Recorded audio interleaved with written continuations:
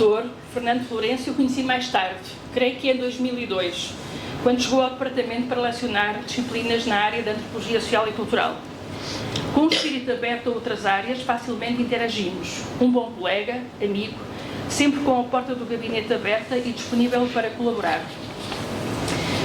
Influenciou o percurso académico não só dos seus orientandos e orientandas, alguns deles aqui, mas também de muitos outros estudantes, e sei que parte dos presentes da sala tem este vínculo precisamente a ele e aqui estão, a prestar-lhe também esta homenagem. Professor próximo dos alunos, vou dizer carismático, na falta do melhor adjetivo, recebeu várias vezes o prémio Malinowski, atribuído pelos estudantes e que depois é entregue durante a gala do Núcleo de Estudantes de Antropologia. Participou em muitos eventos científicos, mas também de divulgação e de intervenção cívica, onde a sua opinião, experiência e humor se entrecruzavam, num exercício que surgia naturalmente como num contador de histórias, apesar dos assuntos muitas vezes duros que tratava.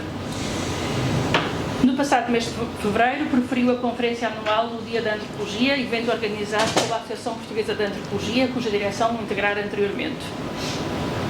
Partilhámos coordenações de curso, organização de eventos e muitos outros momentos em que o seu sentido de humor estava sempre presente. Por isso só o posso imaginar, neste momento, a fazer uma das suas piadas sobre a ironia da vida. Penso que viveu uma vida livre, mas ficaram por concluir muitos planos. Fernando, não sei se olho para cima, se para baixo, para o lado, mas eu percebo. Muito obrigada pela disponibilidade, amizade e boa disposição. Fazes cá muita falta. Fernando foi mais que o meu colega de gabinete dos últimos 15 anos, mais do que o africanista mais velho do departamento. Era uma das poucas pessoas com quem eu partilhava as histórias de terreno.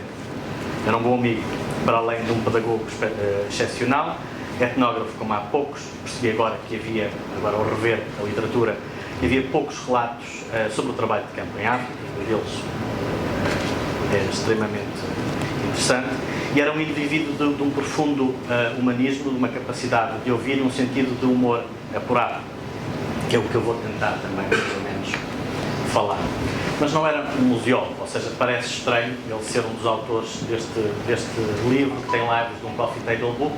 Eu acho que isso é uma coisa boa. Nos 20 anos ele dá cerca de 30 unidades curriculares. Ainda não fiz isto tudo corretamente, mas eu acho que vão superar. Vai viver entre Coimbra e Lisboa e tem um gáudio terrível porque vive em Campo de Rica. Não sei se há aqui alguém de Lisboa e Campo de Rica é terrível para estacionar, e ele tinha um Jeep UMM cor verde, igual ao dos caminhões do lixo da Câmara Municipal de Lisboa, e ele adorava estacionar no sítio que tinha que estacionar, às horas que chegava, e que principalmente eles não conseguiam rebocar o carro. Isto para ele era um pouco violento. Quando digo que ele era o oposto do que estudava, ele estudava o poder, ele estudava o modo como o Estado se relacionava com as autoridades locais, como estas também se ligavam e usavam também para exercer os seus próprios poderes. Mas ele era, como eu disse, um pouco enfant terrible, com lives de anarquista. Ele era uma pessoa como nós, em certos aspectos um bocadinho melhor, noutros não tanto. Eu penso aqui na roda alimentar dele, nós íamos escolher N vezes como ele e aquilo era extremamente restrito. Tá? Ou do fanatismo que teria pelo SLB, que acalmou um bocadinho quando veio para aqui, já não dava para ver os jogos. Mas tinha uma paixão, não sei se sabem, tinha uma paixão assolapada por música, tocava baixo. Eu estava a pensar, tinha as bandas favoritas, ou a banda favorita, não sei se é o Smashing Pumpkins, se era Pearl Jam, não consigo lembrar, falei com os filhos, eles também não, mas está ali. Mas também não devem saber que ele em 81 gravou um disco, com uma música e com letras próprias, que podem ouvir na internet. Claro, não no Spotify.